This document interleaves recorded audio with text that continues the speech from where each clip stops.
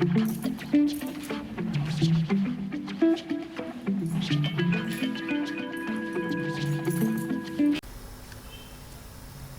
लिखा है, प्रणाम गुरुदेव। दिल्ली में हमारे बड़े बाबा रहते हैं। उनकी उम्र 92 ईयर्स की होगी। पिछले साल वो अहमदाबाद आए थे, तब उन्हें दिल का दौरा हुआ था। तब से उनकी हालत बहुत कमज़ोर हो गई है, बिल्कुल छोटे बच्चे की तरह बन गए हैं। दिन में 50 बार वो कहते हैं, मुझे बचा लो, अरे मुझे कोई बचा लो। अपने ज़माने में बड़े बाबा कबड्डी चैंपियन रह चुके हैं, आर्य समाजी हैं, तो हर रोज़ सुबह हवन करते थे। उन्होंने रिटायरमेंट के बाद अपने गांव में एक पाठशाला भी बनाई है, जिसे कई साल वो मैनेज करते रहे थे। मुझे उनसे खास लगाव है, क्योंकि उन्होंने मुझे अपने गांव से मेरा बच्चा दिया, मैंने उसे गोद लिया। मुझसे उनका आक्रोश देखा नहीं जाता, जबकि मैं रेकी करती हूँ। मरीजों की देखभाल करना मुझे अच्छा लगता है। लेकिन बड़े बाबा में मुझे इस बार अपना ही प्रतिबिंब दिखा। मैं भी पिछले 30 सालों से इस गुरु से उस गुरु के पास भीख मांगती फिर रही हूँ कि मुझे बचा लो, मुझे बचा लो। जबकि इंटेलेक्चुअली ये बात समझ में आ गई है कि मुझे कोई बचा नहीं सकता, वही होगा जो होना है। लेकिन ये बात अंतर की गहराई में क्यों नहीं उतरती? कब तक ये आक्रोश, ये पेन बॉडी, ये इंटेंस यर्निंग फॉर फ्रीडम मुझे संभालनी पड़ेगी? कम से कम मुझे इतना ही आश्वासन दें कि मुझे और भटकना नहीं पड़ेगा, कि आप मेरे अंतिम गुरु हो।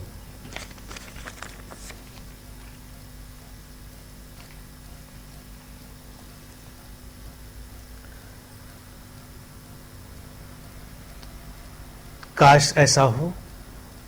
अस्तित्व अगर ऐसा ही चाहता है तो ऐसा ही होगा।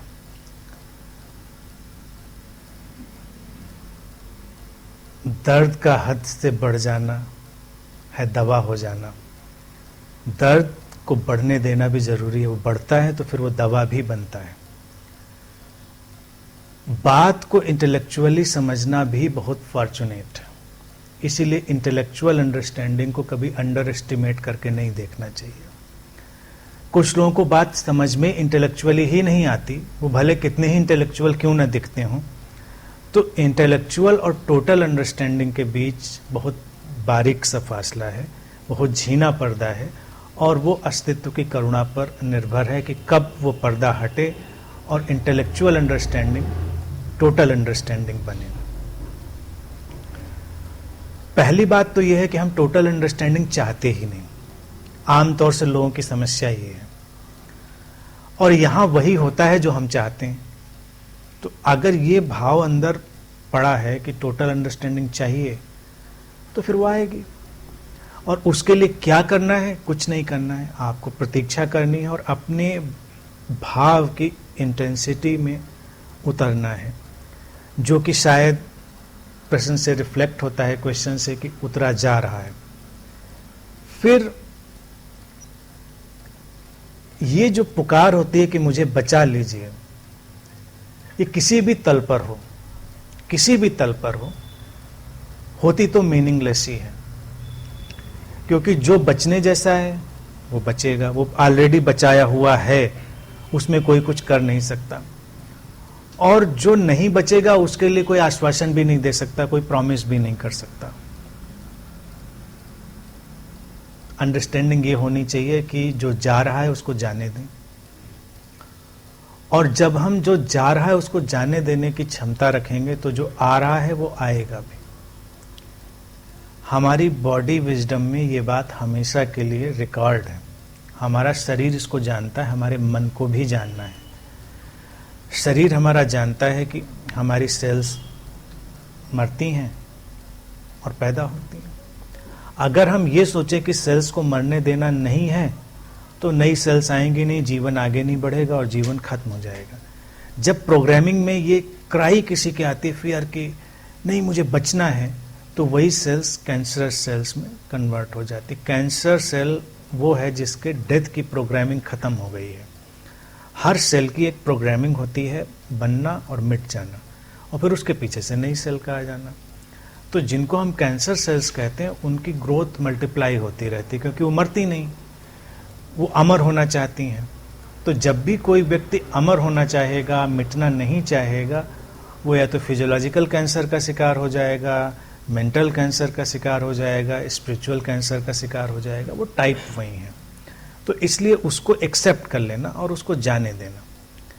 फिर एक ही प्रेयर है, एक ही प्रार्थना है जिसको हमें अपने अंदर उतारना चाहिए, जो कि मुझे पूरी उम्मीद है कि you are capable to do.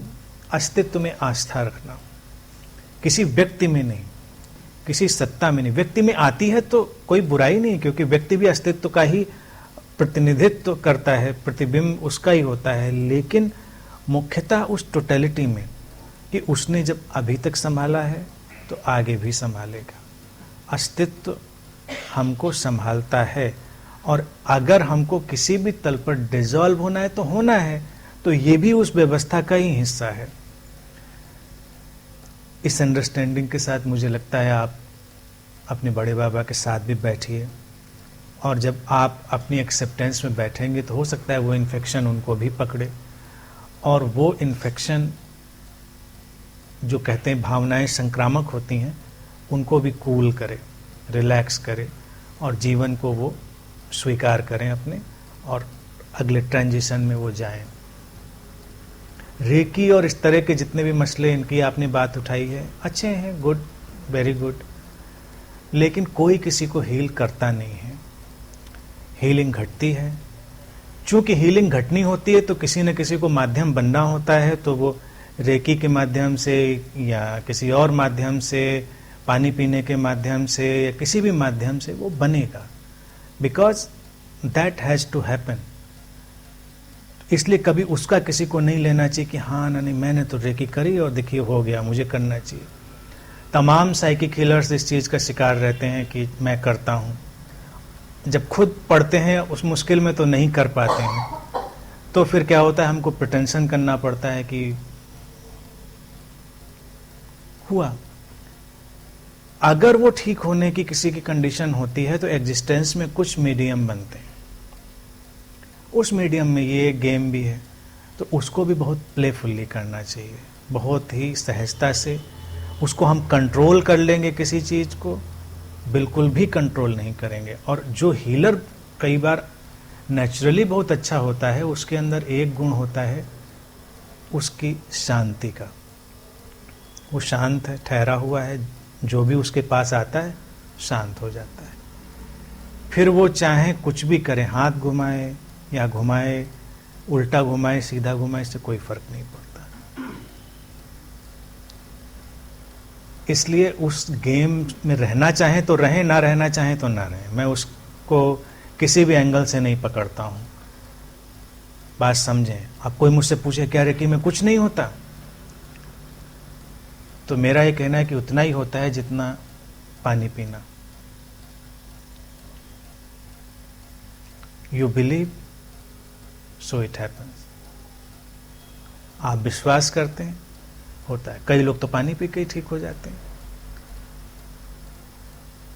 तो उस टेक्नोलॉजी, उस मेथोडोलॉजी कि वो एनर्जी जाती है, एनर्जी आती है, एनर्जी हम लेते हैं, देते हैं, कॉस्मिक एनर्जी को टैप करते हैं, या मतलब बहुत सारा सिस्टम बहुत इंट्रिकेट है, उसको हम भूल भी सकते हैं, चाहें तो उस गेम को जारी भी रख सकते हैं। इट मेक्स नो डिफरेंस, लेकिन सेटल्ड हो जाएं, एक्सेप्ट करें, और इसी बात को अपनी प्रार्थना बनाएं कि अस्तित्व ने अगर आपको यहाँ तक रास्ता दिखाया है तो आगे भी दिखाएगा। और